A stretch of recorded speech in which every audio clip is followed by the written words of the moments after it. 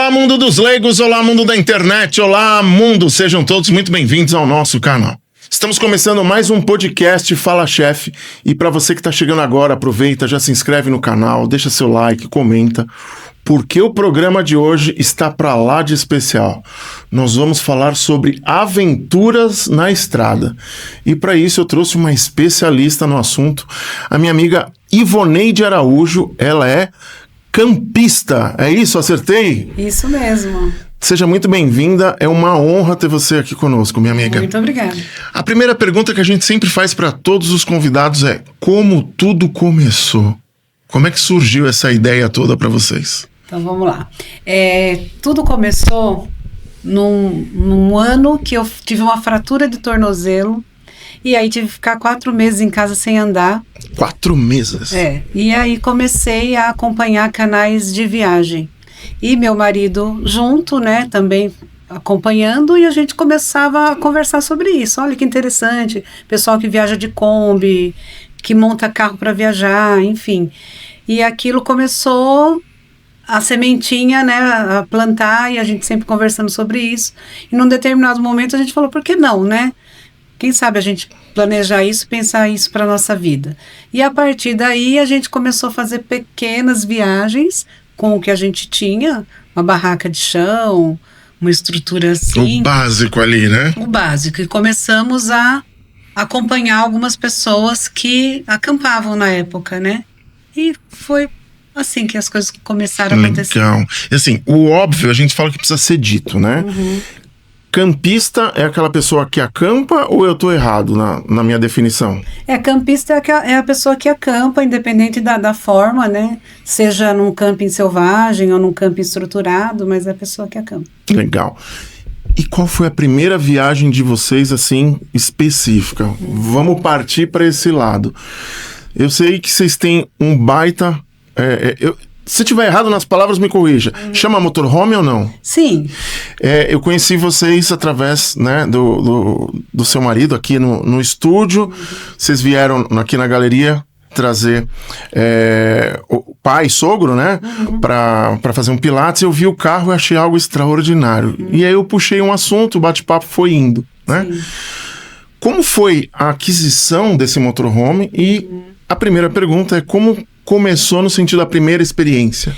A nossa primeira experiência foi num camping na Serra da Canastra, com uma barraca de chão, uma estrutura simples, como eu falei. E aí, cada vez que a gente saía para viajar, a gente começava a observar esse mundo, o que as pessoas usavam, o que faziam, né? E esse carro que a gente tem hoje já é fruto de um processo, né?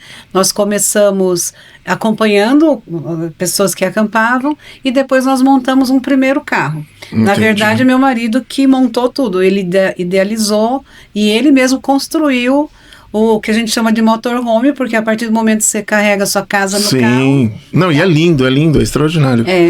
E aí começou numa TR4, né, na parte traseira da TR4, ele estruturou de forma que tivesse armário, geladeira, fogão, e tudo que a gente precisava levar, a gente levava dentro desse carro, né. E aí a gente fez uma viagem longa para muitos lugares, mas a maior foi para o sul da Bahia todo, com esse primeiro carro. Caramba. E nessa viagem, que foi mais longa, a gente começou a pensar num carro que tivesse mais autonomia de combustível, né? E num carro a diesel. E naquela ocasião a gente pensou numa caminhonete a diesel que daria para adaptar o motorhome, teria uma maior autonomia na estrada e ampliaria o espaço também. E aí a gente chegou no carro que a gente tem hoje, que também foi montado por ele, idealizado, aperfeiçoou, que antes era madeira, agora tem uma estrutura de ferro. É uma grande paixão, né? E o círculo de pessoas que frequentam, né, o que a gente chama de nicho, é bastante unido? Sim. Quando você começa a acampar e frequentar os campings principalmente, você vê que é muito, muito família, né? Então as pessoas vão com a família, com as crianças, com os netos, né? E hoje tem divisões até, por exemplo, camping só para pessoas solteiras, camping só para mulheres, camping só para casais, para aproximar as pessoas de acordo com a área de interesse. Que legal. Mas, de um modo geral, são grupos de famílias que se encontram nesses lugares e compartilham tudo ali, né? E vamos lá. O que faz, não sei se essa pergunta seria certa, o que faz uma pessoa trocar um hotel, um Airbnb, por uma barraca, por um motorhome? O que faz a pessoa ter essa opção? São vários fatores, né? A gente começa pensando na própria economia, né? Economia. Porque entre você ficar num hotel e ficar num camping, a economia é grande.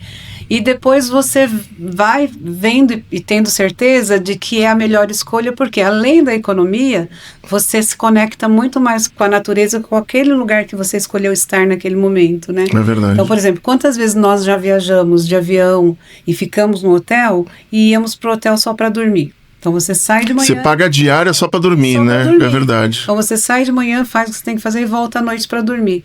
E ali em meio à natureza, você já começa a desfrutar daquele ambiente no momento que você chega, o dia todo. Às vezes tem uma cachoeira próxima, uma trilha que te leva a algum lugar inóspito, enfim.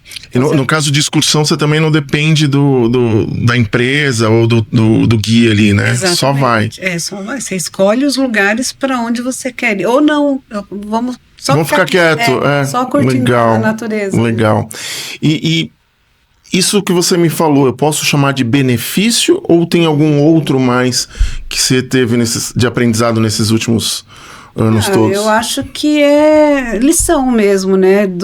Mas tem uma coisa que é importante falar, que é assim, cada um se identifica com aquilo que realmente te faz bem, né? Tem gente que vai passar a vida inteira viajando de avião, indo pro hotel e tá tudo bem. Tá tudo bem, exato. Pra essa pessoa aquilo faz sentido. Cada um é cada um, né? E a gente pode se revezar eventualmente também numa situação assim, mas para nós o que faz sentido, que eu acho que é isso, o que passa a fazer sentido, é tudo o que uma experiência como essa te oferece. Legal. Vocês já foram pra caverna em algum momento ou não? Sim. Eu tive uma experiência 1 mês e meio atrás. Eu fui fazer um treinamento dentro de uma caverna. Acho que é Petara, eu acho. Perto da Caverna do Diabo. Eu achei algo extraordinário. Agora eu fiquei imaginando, imagina ir de motorhome. E para você ter uma ideia, a experiência com a caverna, nós fomos no Petar e visitamos algumas cachoeiras, mas eu particularmente não gosto de caverna. Entendi. Tenho fobia de lugares fechados, né? Mas aí nós fomos na Chapada Diamantina. Tá. E tem 2 lugares lá que um chama Poço Encantado, o outro Poço Azul, que você não tem como entrar se você não entrar na caverna. E aquilo foi um grande desafio para mim. Para eu poder viver aquela experiência, eu tive que vencer o meu medo. Superou ali, né? Superei. Então, com o incentivo do meu marido também, vamos que vai dar certo. Que legal. E aí, respirei, fui, e foi uma experiência incrível. No Petar, não fomos nas cavernas, mas fomos numa cachoeira lá que chama Meu Deus. Sim. Você faz a trilha por dentro da água, assim, e quando você chega lá, você olha e fala, realmente, meu Deus, é uma coisa... É um lugar extraordinário. Tem que ir, não tem como você falar se você não viver essa experiência. Recomendo para todo mundo. Eu fiz, como eu disse, né, fiz um treinamento motivacional. E chegou um determinado momento que a gente estava todo equipado, né, capacete, luz, enfim... Chegou um determinado momento que o instrutor falou assim, agora a gente vai desligar a lanterna, vai ficar tudo escuro, e a gente vai ficar 5 minutos ali. E de repente, uma gotinha de água da estalactite caindo assim, né? E aí eu criei essa frase, eu consegui ouvir o barulho do silêncio. Exatamente. Foi algo assim... extraordinário. Em alguns momentos, em alguns lugares, é exatamente isso que o barulho da natureza. Exato. Dos pássaros, né? Coisa que na rotina a gente não consegue parar para ouvir mesmo, né? Legal. E existe algum mito nesse contexto todo de camping, de motorhome, que dá para desmistificar depois de tanto tempo viajando? Sim. Eu acho que o maior mito é que acampar é sinônimo de sofrimento, né? E não é e nem deve ser. Tem gente que fala isso? Tem, que Caramba. todo mundo acha que acampar é jogar uma barraca nas costas, vai ser picado pelos pernilongos, sofrer, comer mal, e de fato não é nada disso, porque quando você pensa em ser campista, você se planeja e se prepara para isso. Então, o que você tem que buscar? Também um conforto na condição de campista. Então, hoje, por exemplo, quando você pensa em acampar, quando você tem uma barraca que você vai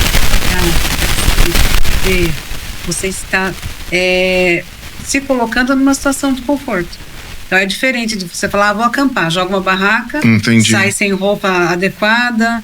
Tem toda uma estratégia, né, por detrás, tem que ter. Eu acho que o maior mito é esse, é entender que acampar é prazeroso, não é sinônimo de sofrimento, como algumas pessoas pensam. Legal. E a gente estava falando das cavernas agora há pouco. Qual o lugar mais lindo, encantador, aquele que ficou marcado na sua memória? Olha, foram muitos, né? Essa cachoeira, especificamente do Petar, que chama Meu Deus, é meu Deus mesmo. E eu acho que uma das viagens mais bacanas, todas foram, mas o litoral do Uruguai para nós foi muito... Uruguai. Uhum. Porque lá você tem experiências com praias, são praias, mas tem alguma coisa de diferente. Tem praias mais rústicas, tem aquela experiência de você ver os lobos marinhos, leões marinhos. Que legal! Pertinho. Que legal! Foi incrível. E aí você passa por todo o litoral do Uruguai e a gente foi acampando, né? Parando com a nossa barraca, com o nosso carro. E você termina lá em Colônia del Sacramento, onde você pega a embarcação para Buenos Aires. Que então, sensacional! A gente fez tudo isso, né, com o nosso carro e mudou de país depois. Que top! Foi E quais outros lugares vocês foram para fora? Só no sul? Não, nessa viagem especificamente, a gente fez a Praia do Cassino, no Rio Grande do Sul, que tem quase 300 quilômetros de extensão de areia. A gente fez pela praia. Aí emendou no litoral do Uruguai, atravessamos para Buenos Aires, um pedaço ali da Argentina, depois Paraguai. E aí voltamos. Que legal. E acredito eu que nessas viagens não é pensamento negativo. Mas deve rolar uns perrengues de tipo furar um pneu, acabar a bateria. Tem algo que aconteceu que dá pra contar? Tem alguns perrengues, né? Por isso que eu falo, o perrengue vai acontecer. Sim, né? faz parte do combo, né? E a gente também vai aprendendo com eles. Numa determinada ocasião, nós estávamos na Serra da Bocaina. Entramos no Parque Estadual da Serra da Bocaina e pegamos uma trilha de carro que a gente queria conhecer uma senhora que mora numa situação muito inóspita lá também, sozinha. Cresceu e viveu a vida toda lá. Inclusive foi matéria do Globo Repórter uma vez. E a gente ficou curioso para conhecer essa senhora, como que ela vive. Ela hospeda o pessoal que faz trilha até Paraty lá. E aí, nessa ida, a gente foi parando, porque a gente para, né? A gente tem esse hábito de parar em todos os lugares que nem para conhecer. Já era 4 horas da tarde e o carro caiu no mata-burro. Os 2 pneus assentaram no mata-burro. Já era 4 horas da tarde, não tinha mais nenhum trilheiro passando, não tinha socorro naquele momento, e a gente pensou, claro, tem tudo no carro, né? Alimento, água, lugar para dormir, vamos dormir, e amanheceu, a gente vai atrás de ajuda. E aí, foi o que aconteceu, né? Passamos a noite lá na mata, fechada, aquela escuridão. Dia não vai sair para buscar e a partir daí ele pensou, agora a gente tem um bicho, esse pés é um bicho que está saindo dela no segundo. Aí voltou para casa e ficou atrás do bicho. É o que a gente fala, né?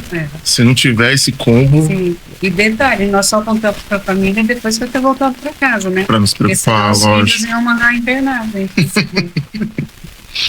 E quando vocês fazem toda a programação, né? Que pode acontecer um perrengue ou outro, assim, mas como é que é a escolha de um camping legal? Nem você comentou, tem um de casal, tem um solteiro, assim, como que é assim o perfil que vocês analisam para falar, não, vamos para esse? Na verdade, a gente escolhe primeiro o lugar. A gente pensa quantos dias a gente tem para passear, para viajar, que cidade que nós vamos, que estado. E aí a gente pesquisa os campings que tem. Como o carro tem uma boa estrutura, para nós não importa se é um camping super equipado ou não. Então nós já ficamos... Vocês têm um apoio ali do carro, né? Nós já chegamos a ficar em camping, tem até uma piscina aquecida. E já ficamos em camping que nem banheiro tem, só gramado ali. Que a gente carrega os unitários portáteis. Então é muito mais pelo lugar do que pelo camping. Em relação à segurança, tem preocupação referente a isso ou não? A gente não tem o hábito de ficar em lugares que não sejam campings, é mais difícil. Já ficamos, já dormimos em posto de gasolina, Mas não é um hábito. Normalmente a gente fica em camping, tranquilo. Legal. E as pessoas, elas são unidas, como eu comentei. Quando tem um perrengue de alguém, normalmente as pessoas param para dar o suporte, ajudar. Isso é uma cultura do pessoal do camping. Sim. Nessa ocasião específica que o carro caiu lá no Mataburro, no outro dia, quando ele tinha que buscar socorro, já parou uma pessoa antes dele retornar. Então essa pessoa já estava lá, tirando corda, já veio para ajudar. E dentro do próprio camping também. O que acontece ali, um já está ajudando o outro. Ou faz uma comida coletiva, junta a panela. Que legal, né? Que legal. Faz churrasco junto. Não tem nenhuma situação de camping que você chegue e você não faça novas amizades. E mesmo que você vá sem nenhum conhecido, você volta uma galera nova. Legal. E nessa viagem que eu comentei, né, do curso que eu fiz para a caverna, uma coisa que eu percebi muito é o cuidado que os monitores ali, os instrutores tinham com a natureza. Então, se encontrava um papelzinho ali, pegava, você não podia comer lá dentro, tinha uma série de regras para preservar a natureza. No trabalho de vocês, não é trabalho, né? No hobby de vocês, tem muito disso ou não? Tem. Os campistas, de um modo geral, eles já têm esse cuidado de recolher todo o lixo que produz, para que esteja, né? O que acontece muito é o contrário. A gente chegar em determinados locais, praia, por exemplo, e nós mesmos já temos feito isso, pegar um saco de lixo e sair recolhendo garrafa, topo, coisas que as pessoas deixam no local ali. Os campos, normalmente, eles já têm uma estrutura de cuidado, né? Os proprietários. Mas quando a gente chega na praia, porque fazer isso. Além do cuidado nosso, Você comentou há pouco que quando teve o perrengue, vocês não comentaram com a família. Falando da família, vai com vocês, não vai? Tem momentos que já passaram, sei lá, Natal, Ano Novo, juntos. Como é que tem essa percepção da família? Alguns momentos, sim, irmãos mais velhos, sobrinhos, em poucas ocasiões. De um modo geral, não. Por exemplo, nós temos filhos. Os nossos filhos não. Entendi. Nós temos nós dois, agora ainda estamos sogro. Que idade ele tá? 86, e ele tem uma barraca própria agora. Olha, né? Que legal. Incluímos ele nesse mundo também. E às vezes ele... Gosta da viagem, chefe? Gosta de viajar? É bom, né? Investimos numa barraca de 2 dormitórios para ele ficar pra ficar em pé, né? Que legal. E assim, para quem tá assistindo e de repente despertou, falou assim, pô, eu quero fazer essa experiência. Que dicas você daria pro iniciante? O que ele precisa fazer? O que é inevitável? O que pode deixar para depois? Como é que seria essa? Sempre que me pergunto, o coração tem que é no sentido, começa no campinho pequenamente, depois quando você vai dar mulher da criança, vai no campo que uma pessoa tem que criada, que tem um banheiro legal, né? Porque se você não estiver preparado, você vai e você pode ser para você. Aí quando você já tiver uma estrutura, por exemplo, a gente joga no nosso lançamento. Sim. Para chegar no lugar do banheiro não for legal, a gente monta o nosso. Já tem experiência ali. É. Então, a gente aconselha, vai no camping legal, tem uma boa estrutura, aí você vai sentir. Pra ter a primeira experiência ali, né? Você vai perceber o que as pessoas levam, que realmente vai ser. Por exemplo, tem que